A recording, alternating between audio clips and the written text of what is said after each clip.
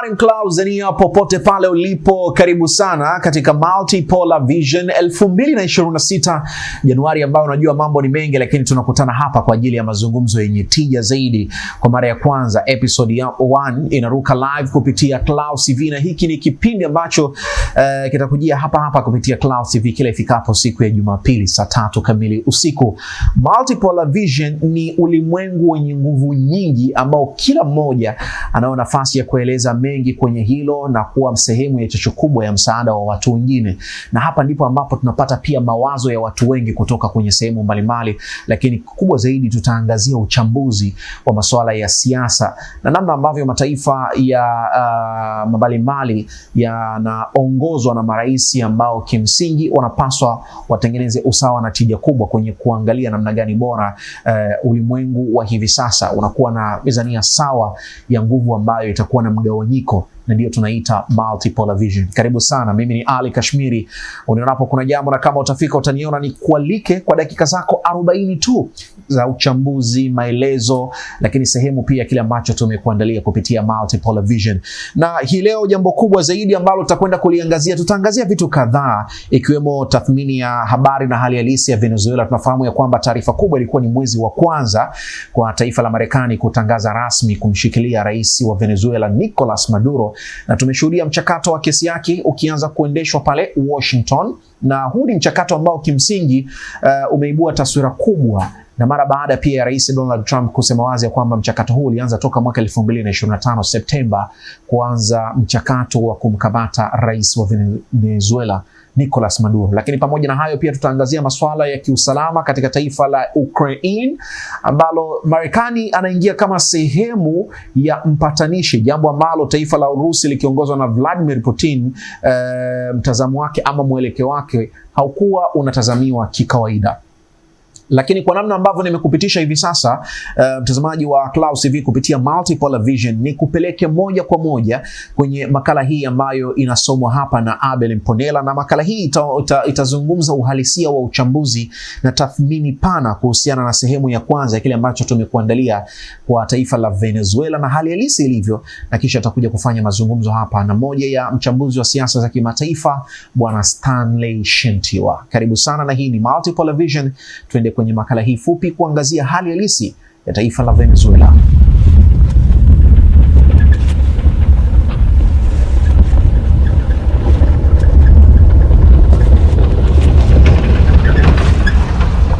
Tukio kuu la Januari 2026 lilikuwa la kukamatwa kwa rais wa Venezuela Nicolas Maduro na vikosi maalum vya Marekani. Uhalali wa hatua hii ya kijeshi ya rais wa Marekani Donald Trump umeibua mijadala mikubwa ya kulaaniwa na jumuiya ya kimataifa pamoja na wanasiasa na wanasheria wa Marekani.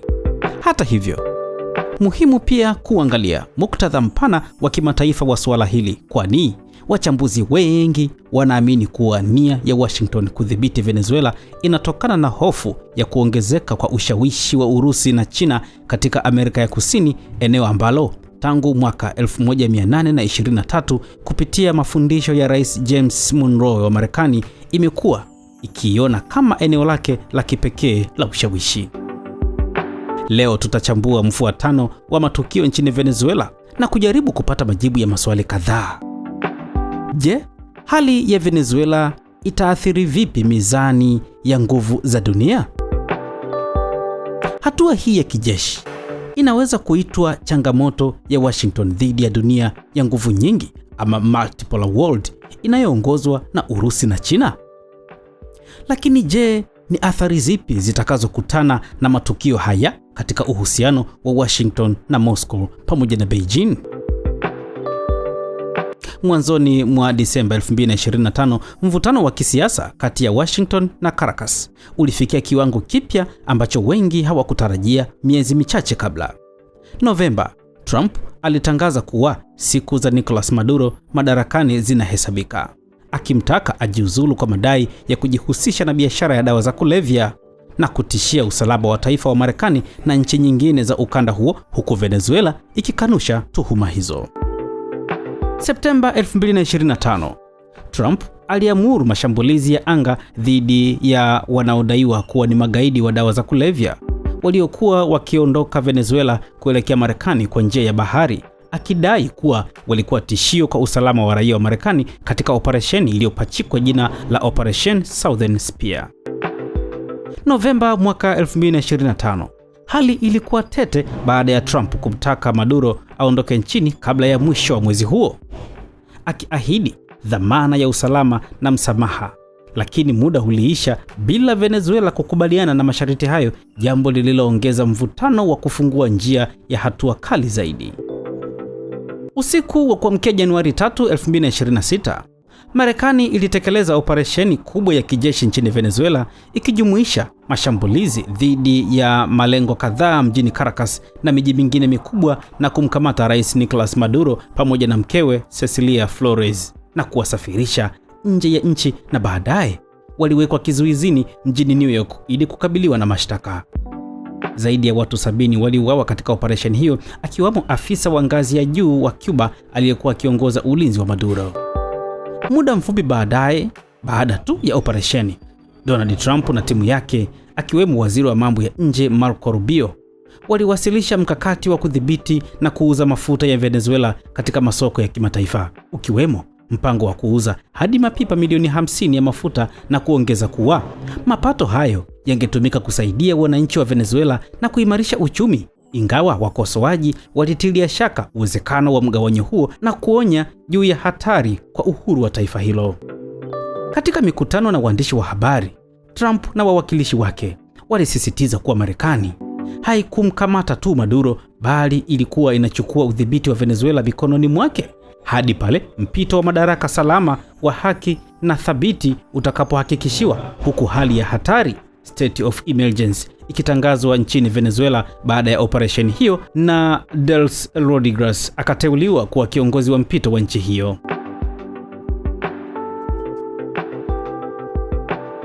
Mnamo Januari 5, jarada la Politico likinukuu chanzo kutoka ikulu ya Marekani liliripoti kwamba Trump alikuwa akimtaka Rodriguez kuchukua hatua kadhaa zinazoiunga mkono Marekani, ambazo Maduro alikataa hapo awali, kama kuchukua hatua kali kudhibiti biashara ya dawa za kulevya na kufukuza mawakala wa Iran, Cuba na wengine wanaotajwa kuwa maadui wa Washington kutoka Venezuela.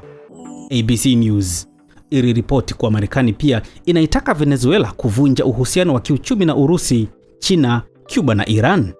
Wakati huo huo, Venezuela inapaswa kukubali kushirikiana kiuchumi na Marekani pekee katika sekta ya mafuta na kuipa kipaumbele katika ununuzi wa mafuta mazito. Januari 12, msemaji wa ikulu ya White House, Caroline Leavitt, alitangaza kwamba Washington ingeendelea kukamata meli za mafuta zilizoondoka Venezuela bila idhini ya Marekani. Hivyo basi, Trump anaendelea kuibana Venezuela kwa kutumia mzingiro wa kibiashara kama silaha ya shinikizo. Nchi nyingi za Amerika ya Kusini na Jumuiya ya CARICOM zilieleza wasiwasi wao kuhusu kuvunjwa kwa uhuru wa Venezuela na kuitaka suluhu ya kidiplomasia kwa mujibu wa sheria za kimataifa. Urusi na China zililaani vikali hatua za Marekani zilizoziita kuwa ni ukiukwaji wa sheria za kimataifa na kuingilia masuala ya ndani ya taifa huru. Na wakati huo huo, sehemu kubwa ya wanasiasa wa upinzani na wachambuzi wanaendelea kujadili uhalali wa operesheni hiyo na athari zake kwa uthabiti wa kikanda na misingi ya uhusiano wa kimataifa. Ukosoaji wa operesheni hiyo pia uliibuka ndani ya Marekani, kwani wabunge wa chama cha Democratic walidai kwamba Trump alivuka mipaka ya mamlaka yake kwa kuendesha operesheni ya kijeshi bila idhini ya bunge, yani Congress, kinyume na katiba na kanuni za mizani ya madaraka. Kwa sasa, matukio ya Venezuela yanaendelea kuwa mada ya mjadala mkali wa kimataifa. Operesheni ya Marekani, kukamatwa kwa Maduro na udhibiti unaofuata wa rasilimali za Venezuela vinaashiria sura mpya katika mchezo wa kijiografia katika ulimwengu wa Magharibi, ambako maslahi ya mataifa makubwa, uhuru wa nchi, sheria za kimataifa na usalama wa mafuta vinakutana. Mustakabali wa Venezuela kisiasa, kijamii na kiuchumi utategemea mambo mengi, ikiwemo upinzani wa ndani, athari za kiuchumi na shinikizo la kimataifa, mambo ambayo yataunda mwelekeo wa nchi hiyo kwa miaka ijayo.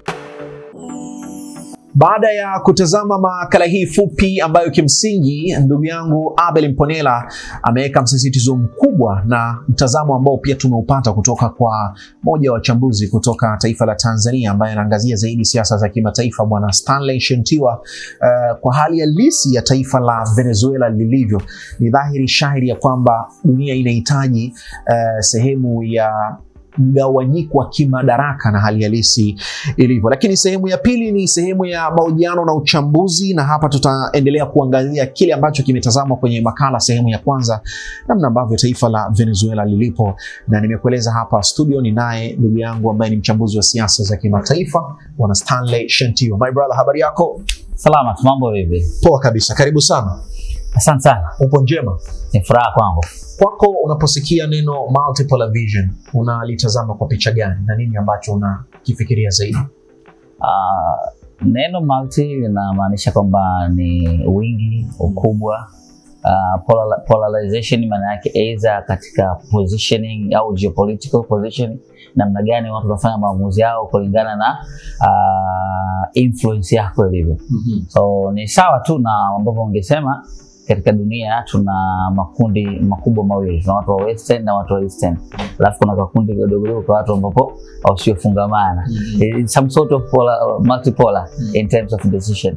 So kuna watu na influence to decide according to the allies, yani wale marafiki ambao ni washirika katika kila jambo.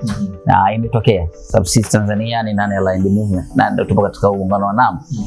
Kenya wameshachagua kwa Marekani, kuna wengine wamechagua upande wa China, Russia, kwamba hawa ni marafiki zetu, na tunaona watu kama Iran wao straight wamesema kwamba Russia na China ndio rafiki zao. Kwa hiyo maana yake ugomvi wa Russia na China, Iran yupo kama partner, na ugomvi wa Marekani, Kenya yupo kama partner. Na Tanzania tunaamini kwamba katika ulimwengu wa multipolar vision, meza ya mazungumzo ina nguvu kubwa kuliko kitu chochote. Hakuna kinachoshindikana katika meza ya mazungumzo.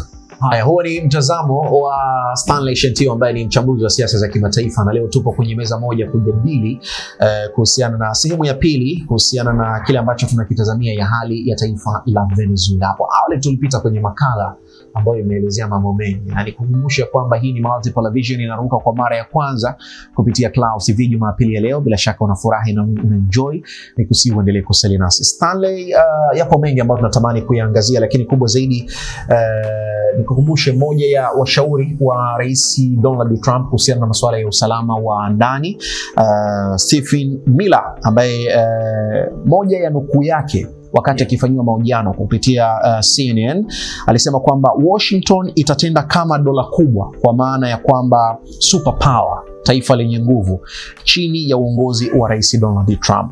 Na moja kile ambacho kimetazamiwa ni kwamba aliongezea kusema kuwa uhusiano wa kimataifa unaamuliwa na nguvu ya uwezo wa kijeshi.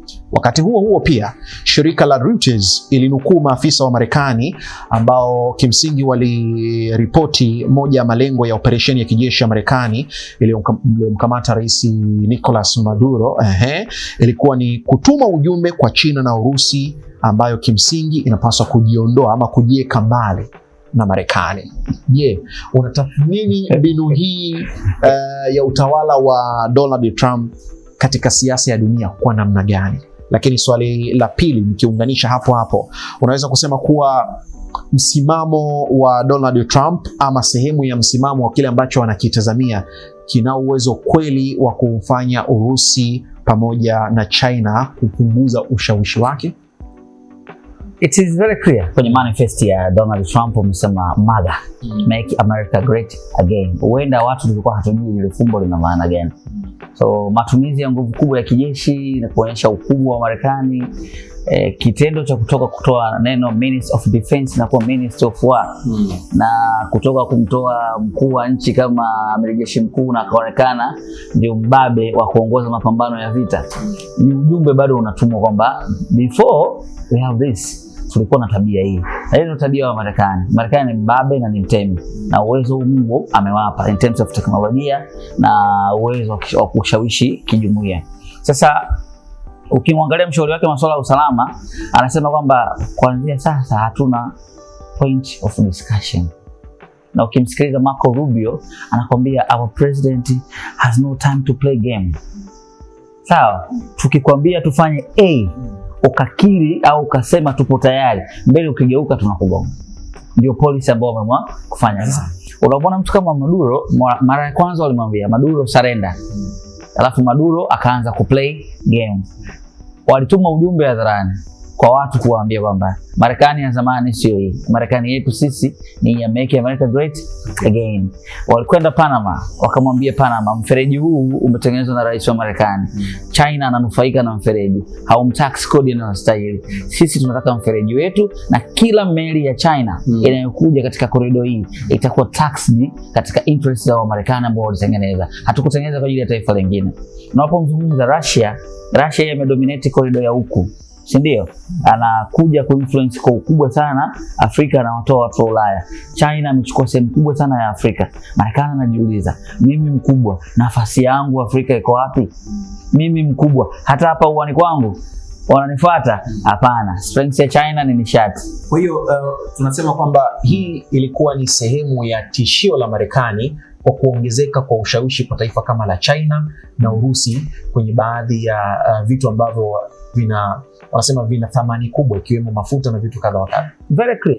Marekani amezungumza kwamba tunapozungumza kuhusu mafanikio ya maendeleo ya kiuchumi, hatuwezi kuweka mbali matumizi ya nishati. Nishati kubwa duniani inayohitajika kwa sasa ni nishati ya battery, umeme, yale madini ya rare earth, madini ya lithium pamoja na mafuta, ili tuweze kukua, kwa sababu strength ya China ipo katika hii migodi. Maendeleo ya teknolojia ya electronics yanatoka katika hii migodi. Sisi tupo wapi? Umenielewa? Kwa hiyo ndio maana unamwona ugomvi wa M23 na Kongo, Marekani ghafla ametokea, nimeshawapatanisha. They mean business. Yani if they mess, mmoja anakula mkongoto. Sio, umenielewa? Kwamba hapa mimi nina maslahi. Sasa wasiokuwa wanatazama katika jicho hilo, wanaona kama Marekani either ana provoke watu au anatafuta njia ya kupenetrate kurudi kwenye position yake ya dunia. Na ni tafsiri halisi ya kwamba anahitaji kuvunja mfumo wa multipolar world na kuleta mfumo mmoja wa ukubwa wa taifa la Marekani. Exactly. Tena kachagua zoni zaidi, kwamba katika zoni yangu hii ya Amerika na Latin America sitaki mtu asogee. Umeshanielewa? Na neno sitaki mtu asogee, zile njia zote zile kakamata yeye. Sawa. Nikupe mfano, ukitizama namna ambavyo ame provoke dunia kwa kuinsult taifa huru kama Venezuela na kumchukua president. Hakuna anayekubaliana na ile tukio, lakini anatuma ujumbe kwa China na Russia ambao ni sehemu kubwa ya wanufaika wa mafuta ya Venezuela. There is no discussion until we make deal.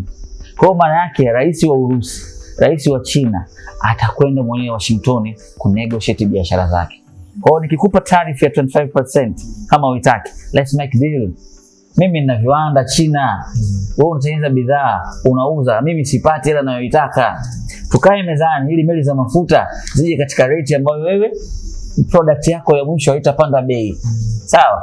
Otherwise ikipanda price ya mafuta, kiwanda chako hakiwezi kuzalisha, kikizalisha kitaongeza thamani ya bidhaa. Hii miwani uliyovaa ukinunua $350 imetengenezwa China na Marekani akauza $100, $200. Wote katika option ya decision ya bei utachagua wapi? $100, si ndio? Kwa sababu China tayari amekuwa frustrated. Na ninakwambia mimi, hatutamaliza miaka 2. Hawa wote walikuwa wamekaa wanazungumza lugha moja kwa sababu wakubwa wabembelezani sana. Tutarudi mpaka Januari 8 pia mwaka 2026 ambapo Seneti ya Marekani pia iliidhinisha kuendelea kwa huu mchakato ambao tunaozungumzia hivi sasa wa azimio linalowataka utawala wa Rais Donald Trump usitumie nguvu ya kijeshi dhidi ya Venezuela bila idhini ya bunge, ambapo hapo walienda kwenye kupiga kura. Maseneta 52 walipiga kura kuunga mkono hati hiyo, lakini maseneta takriban 47 walipinga, na kwa mujibu wa Fox News pia matokeo haya yalichukuliwa kama pigo kwa Rais Donald Trump, kulingana na wapo baadhi ya maseneta kutoka chama chake hawakuunga mkono jambo hilo ambalo limeweza kutokea kupitia chama chake cha Republican. Ningependa nikukumbusha kitu kimoja. Tanzania sisi katika katiba yetu rais ndio mtu ambaye ana approve kwenda katika vita, lakini kwa katiba ya Marekani kuna baadhi ya maamuzi yanafanyika katika baraza la Senate na bunge lao, alafu rais anapewa. Lakini ikumbuke pia rais wao ana kura ya veto. Yaani hata wafanye nini, akitishia kutumia kura yake, maana yake ile kura ina overturn decision yote. Na hakuna rais wa Marekani ambaye kaingia kwenye vita akiwa ameungwa mkono kwa sehemu kubwa na watu wote, kwa sababu hiyo decision alipewa ya mwisho kuona kwamba opinion za watu wengine. Marekani ni taifa ambalo kila mtu ana kipande chake, sawa? Ndani not necessary ukapata 100% ya kuungwa mkono. Lakini huoni kwamba pengine ametumia nafasi ambayo ameenda kwenye ukiukwaji wa mifumo ya madaraka na masuala ya check balance power ambayo kimsingi ilitakikana kupaswa kufuatwa? Katika taswira ya nje ipo hivyo. Na hata ukitazama mathalan mfano wa muundo wa Umoja wa Mataifa, ni sehemu ambapo watu watakwenda wakaongea, lakini yeye ndio mwanzilishi. Kwa nini kuona kwamba Baraza la Usalama la Umoja wa Mataifa linakemea aina ya mashambulizi kama yale? Ni kwa nini wanafanya vile? Ni kwa sababu ya ego. Yule mtu anaona kwamba nitasikiliza wangapi kwenye kunegotiate, tunapoteza muda wangu. Sawa? Kwa hiyo kama mimi ni rais, nimepewa kura ya veto, kwa nini nisitumie kama watu wanapingana nao maamuzi? Nitakuja kuwajibika mbele kwenye sheria ikilazimu mimi kushtaki. And unfortunately huwezi kumshtaki rais kutokana na maamuzi aliyofanya kwenye kiti chake cha urais. Pia sometimes it's a mind game kwa confuse maadui wako kwamba hata sisi ndani tuna ugomvi. Kumbe pale mnapoamini kuna ugomvi ndipo msingi wa makubaliano. Na Marekani kwa bipartisan agreement ni kitu cha kawaida, kukubaliana katika misingi ya kutokubaliana ndio mwafaka wetu. Yaani nyinyi mkilitaka hili na mimi nikilitaka hili, tukikutana katikati ndio makubaliano yenyewe hayo.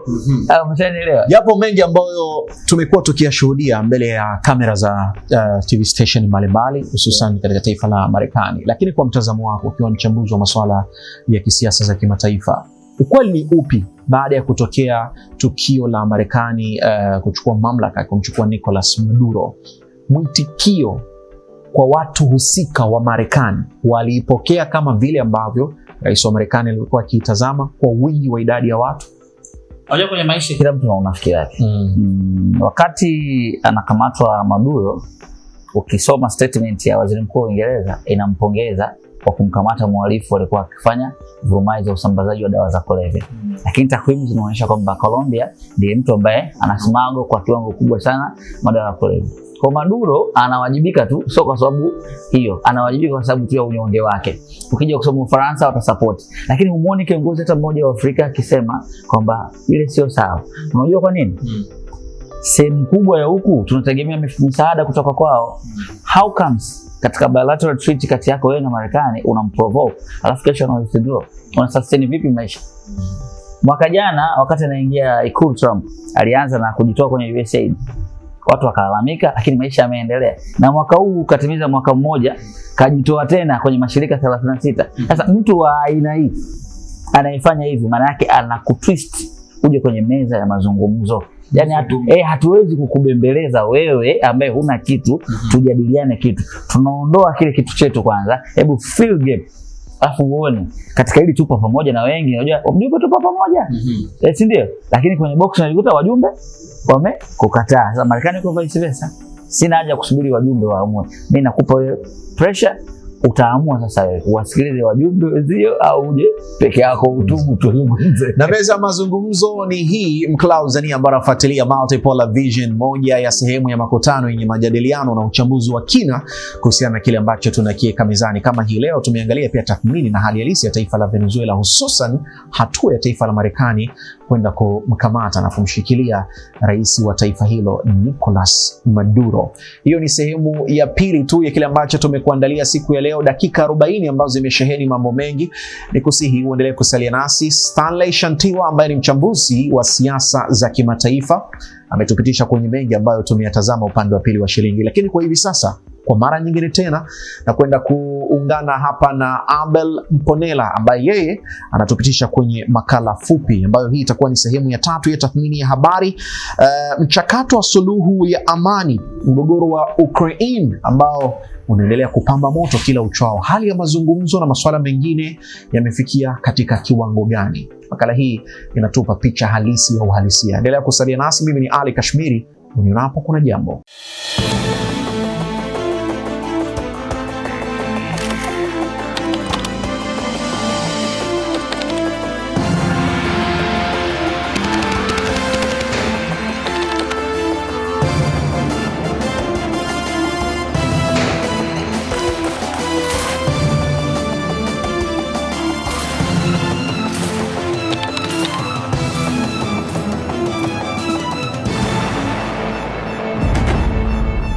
Tukio jingine muhimu katika muktadha wa kuchambua mfumo wa dunia wa nguvu nyingi ni mchakato wa kutafuta suluhu ya amani ya mgogoro wa kijeshi nchini Ukraine. Vita vya Ukraine vilikuwa matokeo ya sera ya Kiev ya kuwabagua na kuwanyanyasa raia wa asili ya Urusi katika maeneo ya kusini mashariki mwa nchi hiyo. Mnamo mwaka 2014, baada ya mapinduzi ya serikali na kuondolewa kwa rais wa Ukraine Viktor Yanukovych, serikali mpya ya Kiev ilitangaza nia yake ya kukata uhusiano wote na Urusi na kujiunga na NATO, hatua ambayo Moscow iliiona kama tishio la moja kwa moja kwa usalama wa taifa lake. Kuimarishwa kwa jeshi la Ukraine kwa msaada wa utawala wa rais wa Marekani Joe Biden na nchi za Ulaya kulimlazimisha rais wa Urusi Vladimir Putin kuanzisha operesheni ya kijeshi ya kuiondoa silaha Ukraine. Tangu Januari 2025, utawala wa rais wa Marekani Donald Trump umefanya jitihada kadhaa za kutafuta suluhu ya amani nchini Ukraine, lakini juhudi hizo zimekwamishwa na kile kinachoitwa hujuma kutoka kwa rais wa Ukraine Volodymyr Zelensky pamoja na viongozi wa Ulaya. Disemba 19, baraza la wizara ya ulinzi la Urusi liliweka wazi mtazamo wa muda mrefu, likiweka imani kuwa Umoja wa Ulaya unaendelea kujipanga kijeshi na kujiandaa kwa uwezekano wa mgogoro mkubwa na Urusi kufikia mwaka 2030. Hali ya mchakato wa kutafuta suluhu ya amani ya mgogoro wa Ukraine inaendelea kuwa tata, kwani Disemba 24 Zelensky aliwasilisha mpango wake wa amani kwa waandishi wa habari, mpango unaojumuisha vipengele kadhaa ikiwamo kuthibitishwa kwa uhuru wa Ukraine, kuendelea kuwepo kwa jeshi la Ukraine lenye wanajeshi 800,000, dhamana za usalama wa Ukraine kutoka NATO, wanachama wa Ukraine katika Umoja wa Ulaya na kuanzishwa kwa mfuko wa dola bilioni 800 kwa ajili ya ujenzi mpya wa nchi hiyo. Kuhusu hatima ya maeneo ya mgogoro yanayokaliwa na raia wa asili ya Urusi, Zelensky alisema suala hilo litategemea zaidi uamuzi wa Ukraine. Mpango huu uliidhinishwa na nchi za Ulaya, lakini haukutoa maelekezo ya wazi kuhusu suala la maeneo hayo, jambo ambalo ni la msingi kwa rais Vladimir Putin. Mnamo Disemba 28, Trump na Zelensky walikutana Florida kujadili kwa kina mpango wa Ukraine, ambapo Trump alibainisha kuwa bado kuna suala moja au mawili magumu na yenye maumivu, hasa suala la maeneo ya ardhi. Kabla ya mkutano huo, Donald Trump alikuwa na mazungumzo ya simu na Vladimir Putin ambayo aliyataja kuwa mazuri na yenye tija kubwa. Usiku wa kuamkia Disemba 29, Ukraine ilitekeleza shambulio la drone za masafa marefu dhidi ya makazi ya Rais Vladimir Putin katika mkoa wa Novgorod, huku taarifa ya wazi na waziri wa mambo ya nje wa Urusi Sergei Lavrov akisisitiza tabia ya kigaidi ya kundi la watu wanaoshikilia madaraka kinyume cha sheria huko Kiev.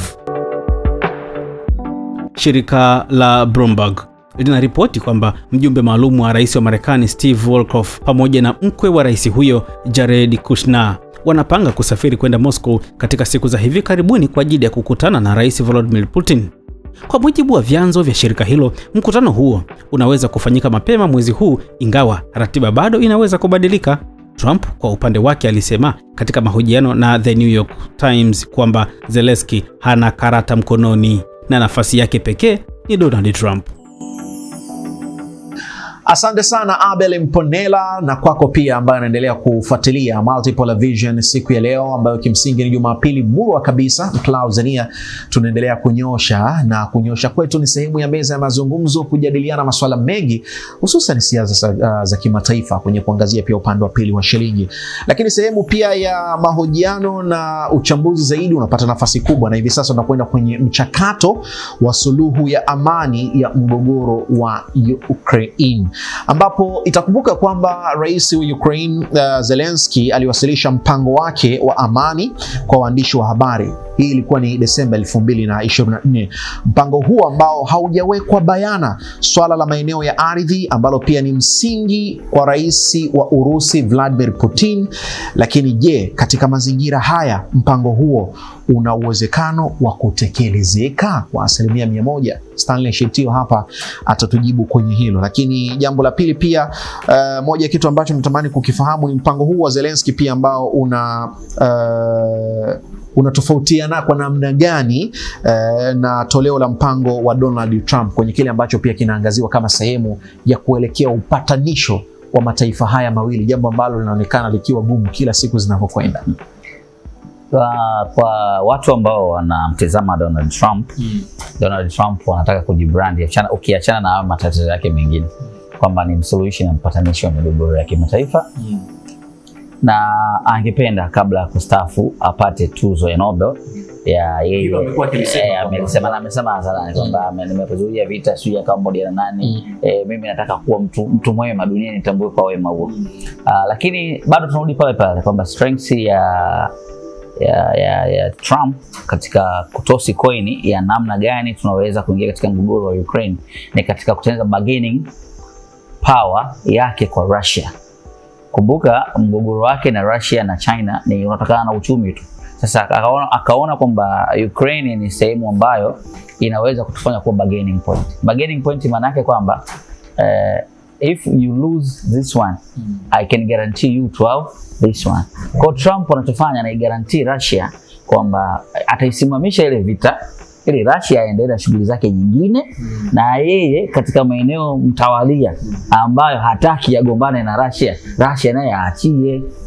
Sasa wapo wachambuzi wa siasa za kimataifa wanasema kwamba licha ya Maduro kuwa na urafiki wa kina wa kindaki na bwana Putin, lakini Putin kamtumia Maduro kama bargaining power, kamtupa, hakwenda kumpambania kama rafiki yake ili na yeye jambo lake kwa Ukraine liweze kwenda. Angalia kauli za Trump baada ya kumchukua Maduro kwa rais wa Ukraine. Unaanza kuona Trump akiwa ni tofauti na Trump aliongea na Ukraine 6 months ago. Kwa sababu yeye Russia ugomvi wao mkubwa na Ukraine kwamba kwa nini Ukraine ingie NATO? Ukiingia NATO maana yake unaipa access Ulaya yote kutumia sehemu ya ardhi ya Ukraine kuweka mfumo ya ulinzi wa makombora. Maana yake Russia anaiona Ukraine kama pin point ya udhibiti wa usalama wake. Sasa kwa nini niwaruhusu watu waje kwenye eneo ambalo mimi watanishambulia kirahisi? Eneo ambalo mimi watanibomoa kiuchumi. Kwa hiyo Russia alipoamua kwamba mimi siingii vitani na kwenye operation, maana yake nataka kudhibiti miji muhimu ya kiuchumi ya Ukraine. Ili sasa wanaotaka kuinisogelea mimi waendelee kukaa mbali. Ndio maana unaona katika mji wa Donetsk, Luhansk, Kherson na Zaporizhzhia. Hii ni miji ambayo yeye ameichukua, ina nafasi kubwa ya ardhi, lakini ukija kwa upande wa Kherson, upande huu mwingine pia kuna sehemu kubwa sana ya bahari anakuwa kaichukua. Akichukua sehemu kubwa ya bahari maana access ya sea kutoka upande wa kaskazini kule usawa wa Greenland unakuwa anayo yeye. Sasa hawa allies wengine hawa wa NATO watashindwa kumsogelea, itabidi wabaki huko Poland, si wapi, ambapo ukifyatua kombora kwa ukubwa wake yeye anao uhakika wa kupambana. Na ugovi mwingine hapa ni anga. Ukilimiliki anga la Ukraine ni rahisi kuproject makombora kwenda wapi? Kwenda Russia. Kwa hiyo kwa ambaye anatazama kwa nje anaweza kaona hii ni mzaa, lakini ni draft wakubwa wawili wamelicheza, nipe nikupe. Sasa Marekani kashapewa Venezuela, is their turn kuhakikisha kwamba Russia masharti yake makubwa mawili. Sasa hivi kaongeza usiingie NATO na sehemu ya ardhi zinazochukua sikupi, na tanua mpaka. Na Ukraine anachoumia kwamba kwa nini nimepoteza mpaka wangu wa kijiografia wa ramani ya dunia mwaka 91, na nataka mimi maeneo yangu yale. Russia anambia nimeshatoka, nimemaliza la hii minne na mshahara yote sikupi. Kabla pia ya Zelensky kukutana na Trump Desemba 28, yalikuwepo mazungumzo ya simu kati ya Trump pamoja na Vladimir Putin. Na kwenye haya mazungumzo ya simu nikinukuu hapa, yalitarajiwa kuwa ni mazuri na yenye tija. Financial Times, moja ya sehemu ya chombo cha habari, inaandika kuwa Ukraine ina wasiwasi kuhusu mazungumzo hayo, wakati mwezi Oktoba Putin pia alizungumza na Trump kabla ya mkutano wake na Zelensky, ambapo Trump alikataa kuipatia Kiev makombora inaitwa Tomahawk. Yes, moja ya makombora ambayo yanatajwa zaidi. Sasa katika muktadha huu msimamo wa rais wa Urusi Vladimir Putin unaathirije mchakato wa mazingira katika taifa la Marekani? As I said kwamba Russia kwake bargaining power ni Ukraine, si ndio? Na Marekani yeye ugomvi wake mkubwa sana ni namna gani anaweza akanufaika na maslahi yake kwa wakati sahihi. Ukimtizama Russia anaonekana ni mtu ambaye anagombana Ulaya nzima, lakini strength ya Russia ni kuuza gesi. na kipindi cha baridi kama hiki Russia ndio wanatengeneza hela kubwa. Sasa ukimfanya Russia akapoteza sehemu kubwa au akasogeza maadui, maana yake ataanza kuwa na negotiate kwenye meza ya mazungumzo. Maana yake atakuja ata negotiate mpaka bei ya gesi. Umeelewa? Sasa huo udhaifu yeye hana. Na ukiwatizama Marekani, wao wanataka kumsogelea Russia katika misingi ambayo yani kama ni makasuku fulani, yani kwamba nataka tugombane lakini katika misingi ambayo unioni mimi mbaya. Kwa hiyo kwa kiuchumi ilikuwa inatumika time technique delay, kwamba tukimpa Russia stress ya mwaka mmoja maybe kiuchumi ataporomoka, atashindwa kusustain vita, atakuja kwenye meza. Kumbuka hii mgogoro ulianza mwaka 2022 mwezi wa pili tarehe 24. Leo hii tunaenda mwaka wa 4. Manake Russia kiuchumi is stable.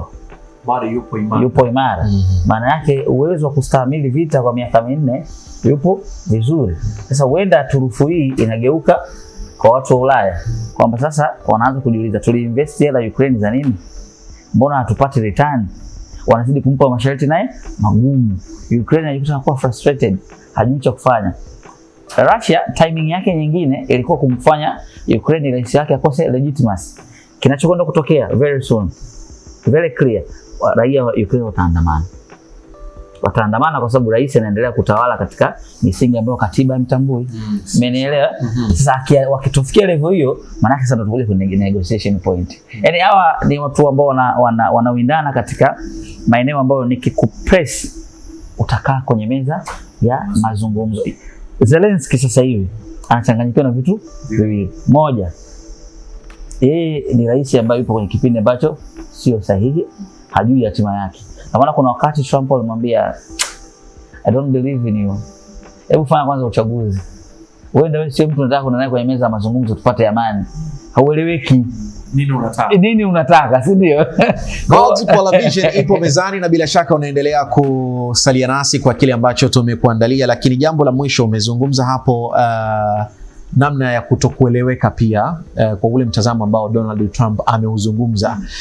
Na hii pia ilitokea mwanzoni mwa mwezi Desemba, ambapo katika mahojiano ya Politico Donald Trump pia alimshambulia ama alizungumza lugha kali kwa Vladimir Zelensky kwa maneno makali, kituhumu, nikinukuu hapa, uongozi wa Kiev kwa kutumia vita kama kisingizio cha kuahirisha uchaguzi wa rais, jambo ambalo umelizungumza. Wakati Desemba 9 pia yeye Zelensky alitangaza kuwa yuko tayari kufanya uchaguzi chini ya sheria ya kijeshi. Moja, ikumbuka pia uchaguzi wa rais wa Ukraine ulikuwa umepangwa kufanyika Machi mwaka juzi, so mwaka jana 2024, ambao uliahirishwa bila muda maalum kutokana na hali halisi ilivyo hivi sasa ya kivita. Lakini tunaweza tukasema ikawa Zelensky anatumia mbinu hiyo kwa ajili ya nitumie neno kujinufaisha ama kuendelea kukaa madarakani pasina uhalali kama ambavyo unasema, kwa vichocheo ama visingizio vya vita peke yake. Ukishakuwa kwenye martial law, hakuna namna ambavyo utafanya demokrasia. Yani watu wanataka utashi wa demokrasia wakati nchi ipo kwenye martial law. Kitendo cha Ukraine kudeclare vita, imeingia kwenye martial law. Martial law sasa hamna hata utaratibu hapo, ni utaratibu wa kijeshi. Kama commander in chief anachokisema wengine wanafanyaje?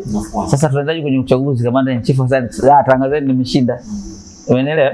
Lakini kutoeleweka kwa Ukraine kunatokana na msukumo wa watu wa Ulaya. Washa invest hela, wanataka return.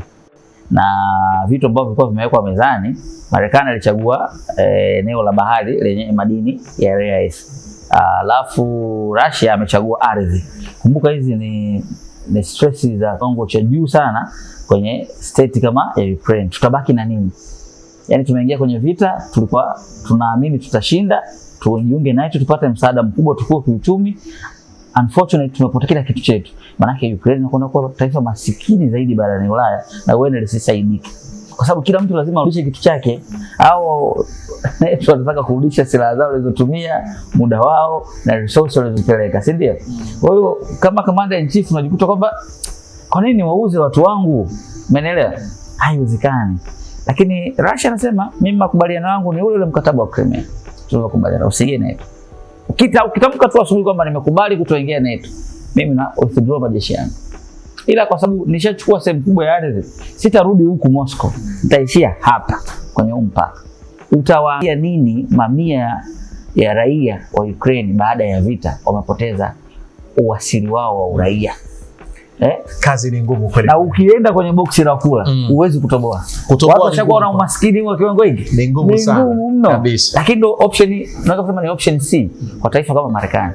Ni rahisi kuwa frustrate wananchi, wakaingia mtaani, mkawini. Alafu mkakati tusuluhishe mgogoro wa amani. Terms za kusuluhisha HG hiyo sign kwamba Russia na Urusi wanakubaliana. Zaporizhzhia, Donetsk, Kherson ni maeneo ya kiutawala ya nini? Ya Mrusi. Sasa kama rais mstaafu unapigwa mawe mtaani, unajua. Kwa sababu asante sana. Na hili deni la Europe kwa rais anayekuja atalipa nini? Anakuta nchi na deni baya alibebeki. Yaani nyinyi kwa kifupi mnakuwa ni failure state. Huyo ni mchambuzi wa masuala ya siasa za kimataifa Stanley Shentio, ametueleza mengi. Asante sana kwa muda wako my brother. Wakati mwingine tukikualika tafadhali usisite kuja. Lakini asante kwako pia Clouds Zania kuendelea kusalia nasi kwa mara ya kwanza 2026 mwezi wa kwanza. Multipolar Vision imeruka kupitia Clouds TV. Wiki ijayo yapo mengi ambayo una kila sababu ya kuyafahamu. Endelea kusalia nasi. Kwa niaba ya mzalishaji Abel Mponela, kwa mara nyingine tena nikushukuru. Mimi ni Ali Kashmiri. Unapo kuna jambo na kama utafika utaniona, nikutakie usiku mwema, Jumapili njema, na hii ilikuwa ni Multipolar Vision.